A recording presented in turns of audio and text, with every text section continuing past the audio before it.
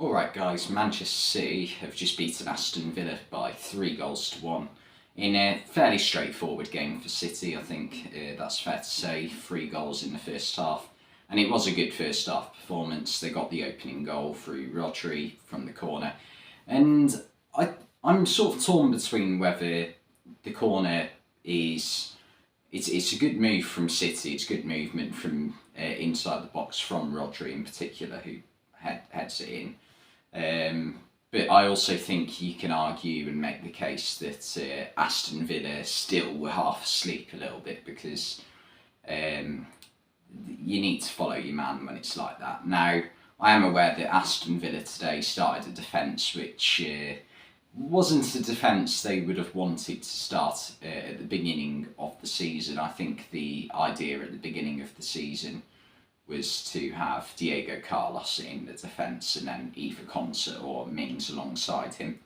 And right now, I think Unai Emery, if he could pick his ideal defence, it would be Mings and Diego Carlos. But that isn't the case at the minute. They went with Concert and Chambers hasn't started a game in nearly 6 months, so he's going to be a bit rusty.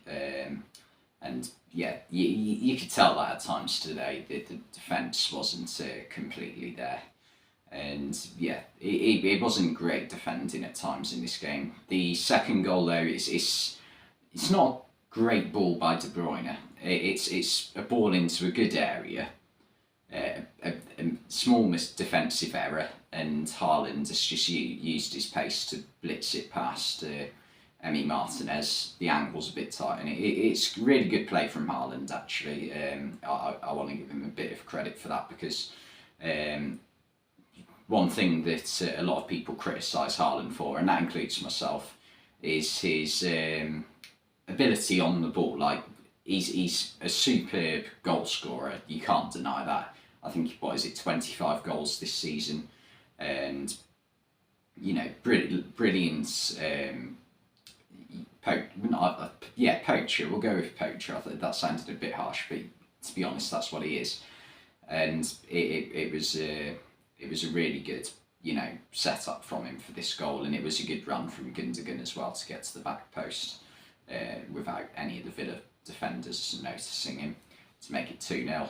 And Gundogan seemed to do a similar celebration that he did against Villa at the end of last season on the final day, obviously, when he scored the title-winning goal. Well, goals. I think he scored 2 in that game, actually. But yeah, that made it 2-0. And the third, it's just silly from Jacob Ramsey, really. He doesn't need to get that tight to Grealish in that position. Like, Grealish is going towards the byline. When you're behind someone and you're not goal side of them, like Jacob Ramsey is in this instance, don't get close to them. You just got to try and, if you can, sort of sidestep round them, and then try and put a bit of pressure on, hope that they somehow stall and don't put the cross in straight away. But when you're in Jacob Ramsey's situation now, you cannot get that tight to him, because Grealish is like a master in that situation at winning fouls. He knows exactly where to position his legs to make contact and win the penalty. And Mahrez takes it, Mahrez scores it. That's what Mahrez does with penalties when it's not in a high pressure situation. Like, whenever Mahrez gets a penalty, the question of whether it's a high pressure situation, sorry, I keep messing that phrase up, is very, very sort of, I would say it would have a very positive correlation of the question of, does he miss it, sorry. Because if the answer's yes, then there's your answer. Well, that made no sense. Just ignore everything I just said. What I tried to mean was, is it a high pressure situation, and does he miss the penalty? The answer is usually yes. For both. Yeah. Okay. got there eventually. But yeah, he scored it, and that's game over at that point. Second half, City had most possession, but Villa did a lot more with the ball. City made a couple of substitutions at half time, taking off Ruben Diaz and Erling Haaland. Erling Haaland actually looked like he had a bit of a knock towards the end of the first half, so City will be hoping that that's nothing serious. And they brought on Akanji and Alvarez, and yeah, I mean City never had to go fully at it in the second half. The game was done and dusted, and Villa managed to pull one back. It was a bit of sloppiness from City actually leading to it. Watkins it was who finished it. It was a tidy finish, and then with about 15 minutes to go, Villa brought on. Well, they made a few substitutions, bringing on Coutinho and Duran with the two main subs. And Coutinho, as soon as he got on the pitch, you could just see the difference he makes. Like he did more in the first 5 minutes he was on the pitch, Coutinho, than Emi Buendia did in the whole game actually. So, you know, that might play into Unai Emery's thinking for Villa's next game. I'm not sure who it is that Villa have got. It could possibly be Arsenal, I've got a feeling. I'm not entirely sure though.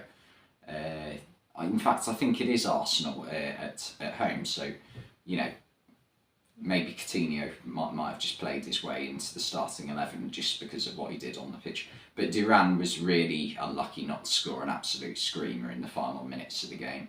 It was he just lets it. It was similar to a little bit similar to James Rodriguez's goal against Uruguay at the 2014 World Cup, when but it's not a full volley, it's a half volley, and instead of his chest it's hit his knee. But what I mean by that is, as soon as he's controlled it, he's basically just like turned and hit it without even looking at where the goal is. So it was a brilliant strike, and it has hit the bar. So he was really unlucky not to score that. And Villa did cause a few problems towards the end of the game. There were a few moments where they got into some pretty dangerous situations.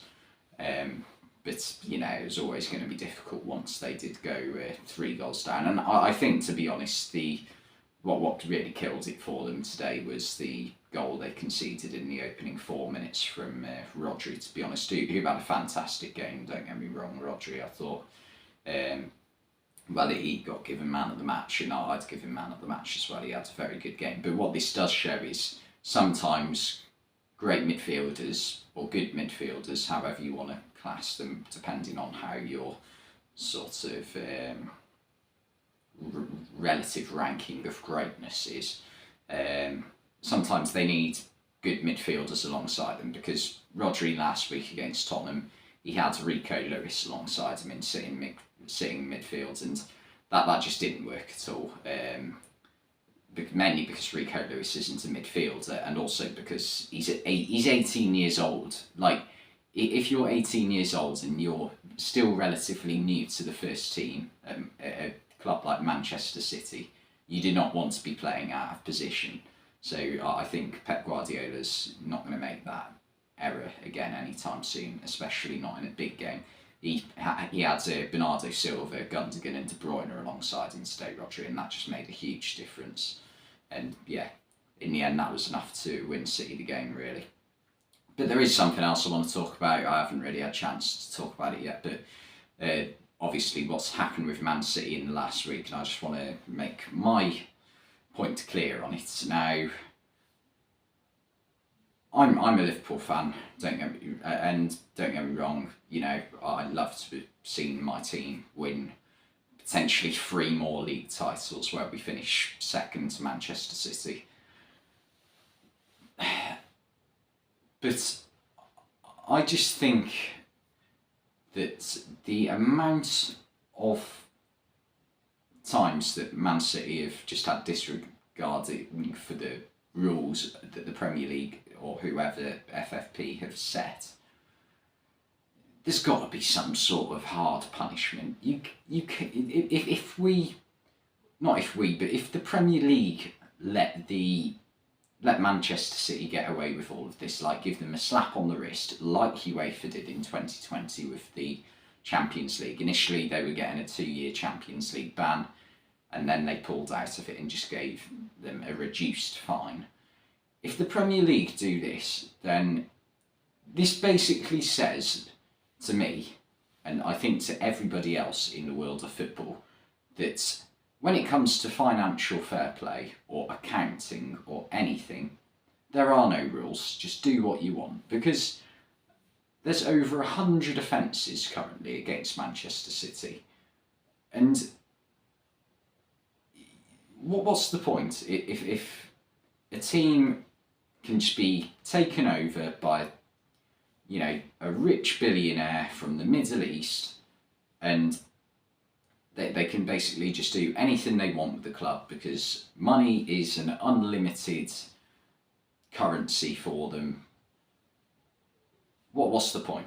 Is my point. So I'm not going to say what I think the punishment should be, but I think it should be harsh. Not harsh, but not harsh as in it's ridiculous. I mean, what I mean by that is it should be a hard punishment because it is a bad crime that they've committed. Like false accountancy, it is wrong. You shouldn't be able to get away with that lightly.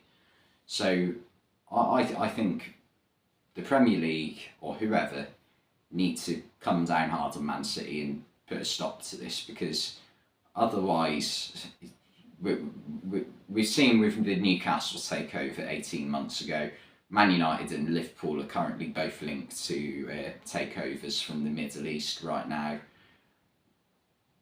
And we're seeing that Chelsea are actually playing within the rules. So if Chelsea are sticking to the rules, if they're pushing them a little bit, that's fine. But if they're outright just completely breaking the rules, like Manchester City are heavily rumoured to have done, then anyone who does that needs to be punished, for me.